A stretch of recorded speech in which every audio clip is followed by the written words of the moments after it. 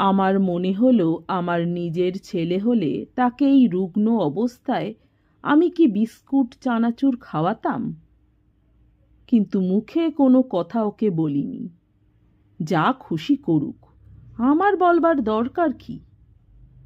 একবার চেয়ে দেখি আমার বিছানার কাছে এসে বসল কিনা। কি কুশ্রী কদাকার হয়েছে দেখতে ছোট ছেলেটা।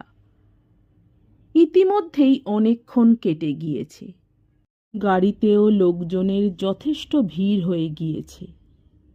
হঠাৎ আমার কানে গেল একটি ছোট মেয়ের স্নেহময় স্বরে কে যেন বলছে, এ বিস্কুটগুলো তেমন মিষ্টি নয় বলে খোকা খাচ্ছিল না, এখন দেখো কেমন খাচ্ছে।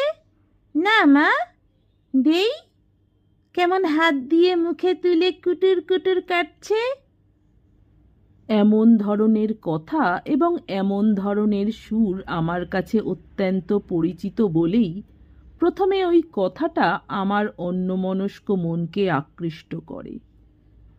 আমাদের ছোট্ট খোকাটি যখন তার মামার বাড়ি যায়, তখন তার ছোট মাসি ও মামাতো বোনেরা এমনই স্নেহমাখা আগ্রহ নিয়ে খোকার প্রত্যেকটি তুচ্ছ কাজ ও অকাজ লক্ষ্য করে এবং ওই রকম সুরে মহার্ঘ মন্তব্য করে।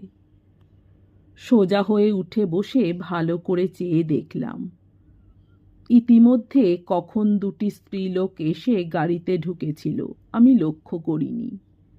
একটি তরুণী বধূ, মলিন শাড়ি পরনে, রুক্ষ চুল, মুখশ্রী সুন্দর, চোখ দুটিতে পল্লী প্রান্তের শান্ত অবসর।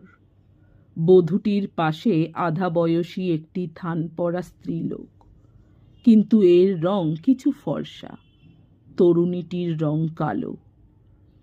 দুজনেই থলে নিয়ে চলেছে এই ট্রেনে চাল আনতে। এরা সম্ভবত উঠেছে বাগনান স্টেশনে, যাবে বোধহয় ঝাড়গ্রামে।